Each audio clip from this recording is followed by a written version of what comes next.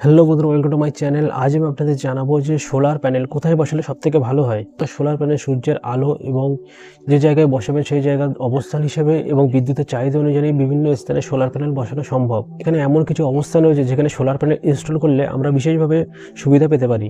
তো চলো এগুলো দেখে নিই কী কী। তো এখানে হচ্ছে আবাসিক ছাদ। তো ছাদের উপরে সোলার প্যানেল যদি বসানো যায় তাহলে অনেকটাই লাভ হয় এবং আবাসিক যে বাড়িগুলো আছে সেই বাড়ির মালিকেরাও তার থেকে কিছুটা সুবিধা পেতে পারে এবং সেটা গ্রিডের উপর আমাদের নির্ভরতা অনেকটা কমে যেতে পারে। এর উপরে যদি সোলার প্যানেল বসানো যায় আবাসিক ছাদের উপর তাহলে অনেকটাই সুবিধা হতে পারে। তো বন্ধুরা, পরে হচ্ছে বাণিজ্যিক বা শিল্পের ভবন। তো বাণিজ্যিক বা শিল্পের যে ভবনগুলো হয় সেখানে অনেকটা জায়গা নিয়েই তৈরি হয় এবং তার ছাদের উপরে প্রচুর পরিমাণে জায়গা থাকে। তো সেখানে যদি আর সেখানটার যে আমাদের শক্তির যে বিদ্যুতের চাহিদা সেটাও কিন্তু বেশি থাকে শিল্পের যে এলাকাগুলো।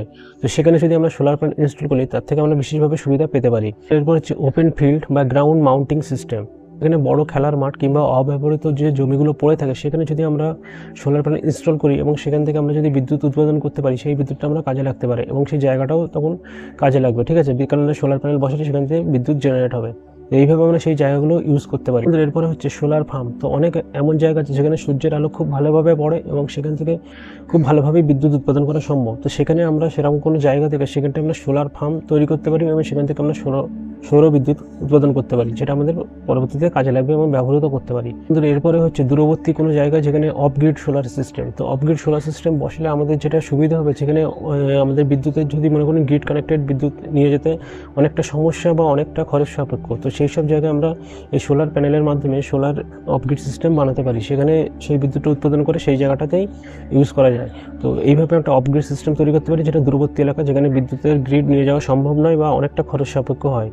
যেমন মরুভূমির অনেক ভিতরে কিংবা একটা দ্বীপে বা জঙ্গলের পার করে একটা দ্বীপে, নদী পার করে একটা দ্বীপের মাঝখানে কোনো জায়গায়, তো সেখানে আমরা সোলার সিস্টেম বানাতে পারি বা ছোটো একটা সোলার সিস্টেম বানাতে পারি। এই যে পার্কিং লট, তো আপনারা দেখেছেন হয়তো পার্কিং লটে অনেকটা জায়গা থাকে, নিচে গাড়ি থাকে, উপরে ঢাকা দেওয়া থাকে। তো উপরে যে পার্কিং লটের যে ছাদটা হয় সেখানে আমরা সোলার প্যানেল বসাতে পারি এবং সেখান থেকে যে বিদ্যুৎটা জেনারেট হবে সেটা আমরা গ্রিডে সাপ্লাই করতে পারি কিংবা সেখানেই কোনো অঞ্চলে ব্যবহার করতে পারি বা সেই নিজের এলাকাতেই বা পার্কিং লটেই ব্যবহার করা যেতে পারে সেই বিদ্যুৎটা। কেননা পার্কিং লটের উপরে ছাদ থাকে, নিচে ছায়া থাকে। ঠিক আছে, তো উপরে ছাদের জায়গায় আমরা যদি সোলার প্যানেল লাগিয়ে দিই তাহলে নিচের ছায়াটা অটোমেটিকলি চলে আসবে, তো আর বিদ্যুৎটা জেনারেট হবে।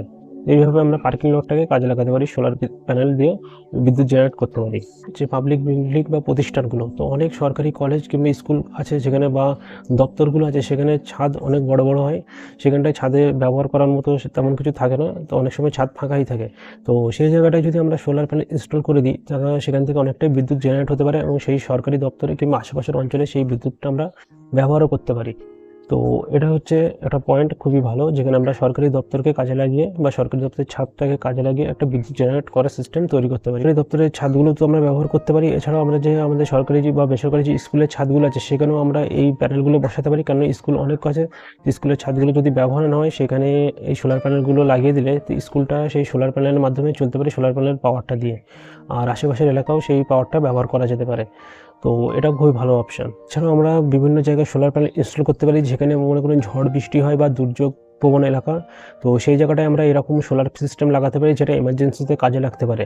কেননা সেখানে হয়তো গ্রিড কানেক্টেড যদি থাকে বিদ্যুৎ, তাহলে যদি দুর্যোগ হয় তখন ঝড় বৃষ্টিতে বা ঝড়ে গাছ পড়ে যদি আমাদের তারটা ছিঁড়ে যায় কারেন্টের যে গ্রিডের তার, তাহলে কিন্তু সেখানে আর বিদ্যুৎটা পৌঁছাবে না। তো এমার্জেন্সি কন্ট্যাক্ট করার জন্য সেখানে সোলার প্যানেল একটা সিস্টেম লাগানো উচিত।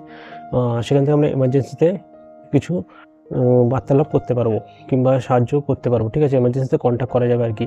তো সেরকম হিসেবে একটা অনেক দুর্যোগপ্রবণ এলাকা আছে, সেই এলাকায় সোলার প্যানেল বসানো উচিত। কিন্তু আমাদের সোলার প্যানেল বসানো কোথায় কোথায় যায় সেই নিয়ে এই ভিডিওটা। বন্ধুরা, আশা করি ভিডিওটা আপনাদের ভালো লাগে, তাহলে প্লিজ ভিডিওটা লাইক করে দেবেন, আর যদি চ্যানেলে নতুন হয়ে থাকেন তাহলে অবশ্যই চ্যানেলকে সাবস্ক্রাইব করে সাপোর্ট করবেন। ওই জন্য দেখা হচ্ছে পরের ভিডিওতে। ধন্যবাদ।